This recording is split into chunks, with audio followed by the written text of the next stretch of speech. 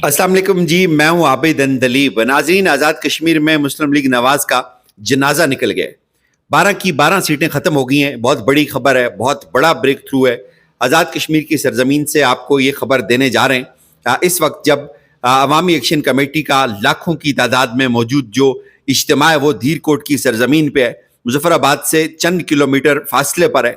और वहाँ पे जो बातचीत हुई है मैं आपके सामने उसकी डिटेल रखता हूँ, क्योंकि जाहिर है खबर बहुत डिले करके आती है, इंटरनेट बंद है, तमाम मोबाइल सर्विसेज काम नहीं कर रही हैं। एक तो ये वजह क्या थी, बहुत सारे दोस्त ये सवाल करते हैं कि ये 12 सीटें क्या है, ये कजिया क्या है, ये कहानी क्या है। मैं आपको शार्टली ये बता देता हूँ कि ये मुस्लिम लीग नून का जनाजा कैसे उठा है, ये कहानी क्या है। तो कहानी समझने के लिए आपको सबसे पहले ये वीडियो देखनी होगी। ये वीडियो है जी, ये राना सनाउल्लाह साहब हैं और इनके साथ हैं मुश्ताक मिनहाज साहब और इनके साथ हैं शाह गुलाम कादर साहब।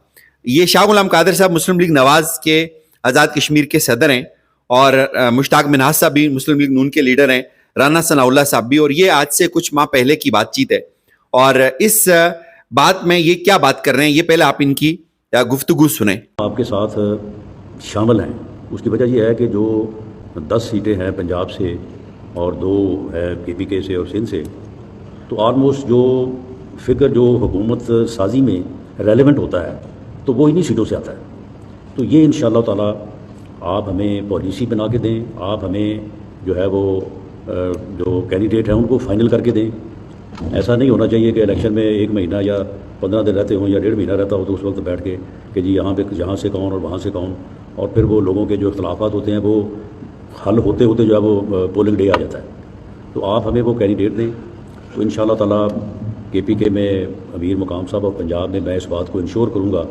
कि तमाम जो है वो इजला की जो PMLN की तंजीम है उनको आपके साथ बैठाएँ, इंतज़ामिया को साथ बैठाएँ, गवर्नमेंट को ऑन बोर्ड करें और वहाँ से आपको एक ऐसा फिगर जो है वो एक ऐसा नंबर हासिल करके दें जो आपके लिए मुआवन हो कि आप एक जो है वो अच्छी अक्सरियत के साथ जो है वो गवर्नमेंट साजी कर सकें।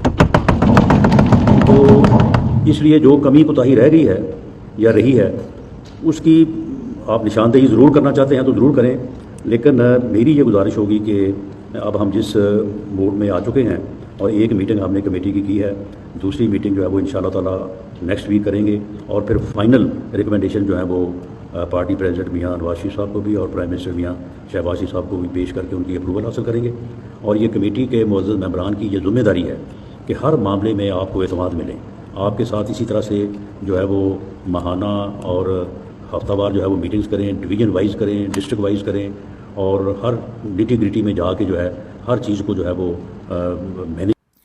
नाज़रीन, आपने इनकी बात सुनी। इसमें राना सनाउल्लाह साहब कश्मीर की पूरी आवाम को ये बता रहे हैं और अपनी तमाम सियासी मुखालफिन को ये बता रहे हैं कि आप हमें उम्मीदवार देंगे, आप उनके नाम हमें देंगे, हम आपको ये सीटें पंजाब से जीत के दे देंगे। इसमें से कुछ 8 सीटें जो है वो पंजाब के अंदर हैं। अब ये मुहाजिरीन की सीटें, ये कुछ पंजाब में, एक सिंध में, कुछ KPK में, तो ये सीटें, इनका इलेक्शन जो है वो पाकिस्तान के अंदर होता है और इसमें जो पाकिस्तान में हुकूमत होती है वो बहुत ज़्यादा उसका असर रसूख होता है।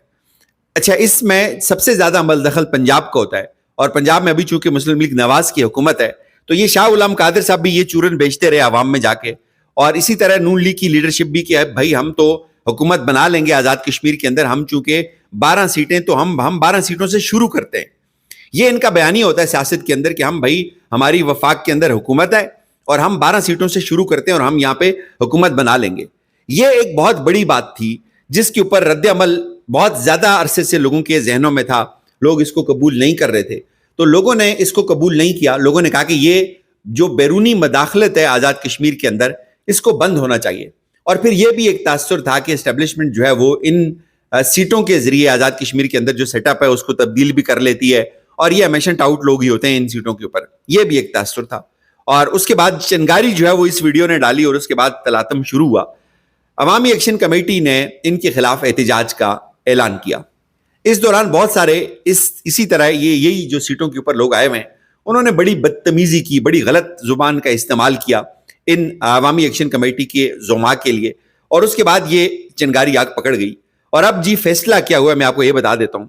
फैसला ये हुआ अब कि ये 12 की 12 जो सीटें हैं ये अब गई हैं जी तेल लेने, और इसमें ان 12 کے 12 لوگ جو ابھی ان سیٹوں پہ ہیں، کچھ پی ٹی آئی کے ہیں ایک دو اس میں سے، اور باقی تمام کے تمام جو پی ٹی آئی جنہوں نے چھوڑی، جو اس نئی حکومت کا حصہ بنے تھے آزاد کشمیر کے اندر، اب یہ فیصلہ ہوا ہے کہ ان کی وزارتیں ختم کر دی جائیں گی فی الفور. یعنی 12 میں سے 1 یا 2 یا 3 لوگوں کے پاس وزارتیں رہیں گی. ان کے تمام فنڈز کو بند کر دیا جائے گا فی الفور.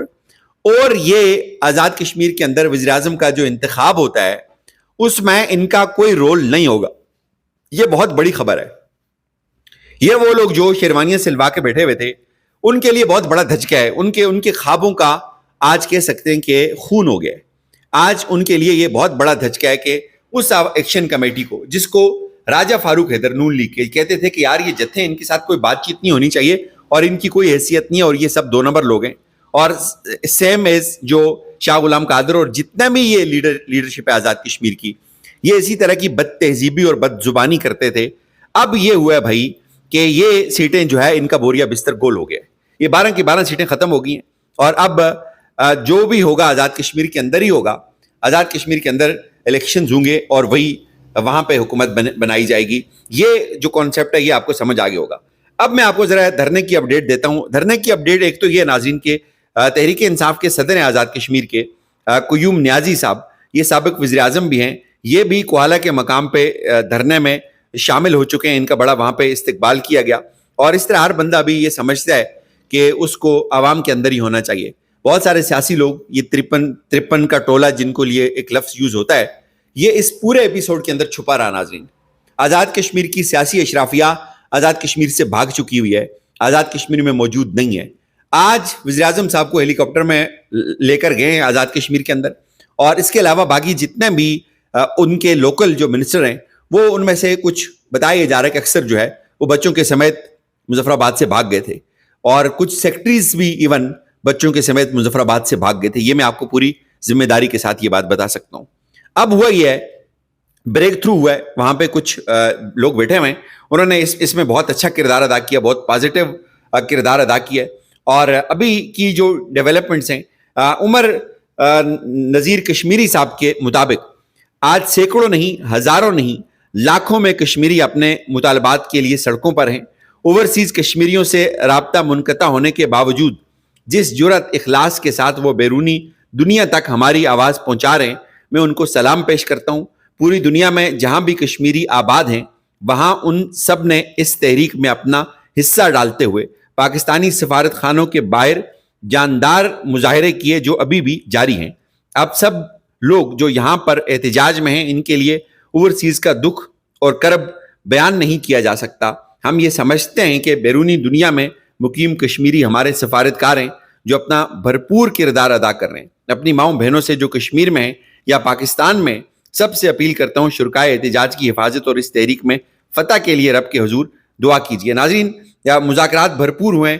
آزاد کشمیر کی جو جوائنٹ ایکشن کمیٹی ہے، چونکہ 3 ممبرز کی ملاقات ہوئی تھی، جو وفاق سے ٹیم پہنچی تھی اس کے ساتھ، اور پھر ان کے تمام مطالبات کو تسلیم کیا اور پھر ان کو بھیجا دھیر کوٹ میں، جو بہت بڑا قافلہ ہے جو مظفر آباد شہر کے بالکل دروازے کے اوپر کھڑا ہے، ان کو کنونس کرنے کے لیے کہ آپ جائیں، ان کے ساتھ بات چیت کریں.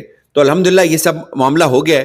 اور اب یعنی آج کی تاریخ میں جو ایکشن کمیٹی ہے، اس کے چیدہ لوگوں کی ملاقات ہوگی دوبارہ یہ جو وفاق سے جو ٹیم گئی ہوئی ہے اس کے ساتھ، اور انشاءاللہ اللہ کی ذات سے بہت امید ہے کہ یہ معاملہ آج اپنے انجام کو پہنچ جائے گا. ناظرین، یہ بہت کٹھن تھا. یہ 100 گھنٹے سے زیادہ کی شدید جنگ تھی. 100 گھنٹے کی جنگ میں جانیں بھی چلی گئی، لوگ زخمی بھی ہوئے، بہت ساری غیر یقینیت بھی آئی، بہت ساری یاسیت بھی آئی، بہت سارا نیگیٹو پروپیگنڈا بھی ہوا. ظاہر ہے جب پورا کشمیر سڑکوں کے اوپر تھا تو پھر اس طرح کی چیزیں تو ہوتی ہیں، لیکن بہت کمال کے ساتھ، بہت زبردست طریقے سے، بہت پازیٹیو کردار ادا کیا شوکت نواز میر صاحب نے اور ان کے جتنے بھی دیگر دوست تھے انہوں نے، اور اس معاملے کو یہاں پہ لا کے سالو کیا. یہ ایک سبق ہے ان تمام لوگوں کے لیے جو اشرافیہ ہوتی ہے، جو عوام کو لوٹتی ہے، جس کے ساتھ نیپال کی عوام نے کیا، جس کے ساتھ بنگلہ دیش کی عوام نے کیا، سری لنکا کی عوام نے کیا، اور اس کے بعد یہ آپ دیکھ رہے ہیں آزاد کشمیر کی عوام نے بھی وہاں کی اشرافیہ کو کیسے تہس نہس کر دیا. دعا کریں کہ آج یہ معاملہ ختم ہو جائے بہت اچھے طریقے سے، اور پھر جو آزاد کشمیر کے یہ جو لوگ ہیں یہ اپنا ایک جشن منائیں گے، ظاہر ہے، جو اس سے پہلے بھی ایک دفعہ ہوا تھا، اور یہ ان کی جدوجہد آج رنگ لے کے آئے گی۔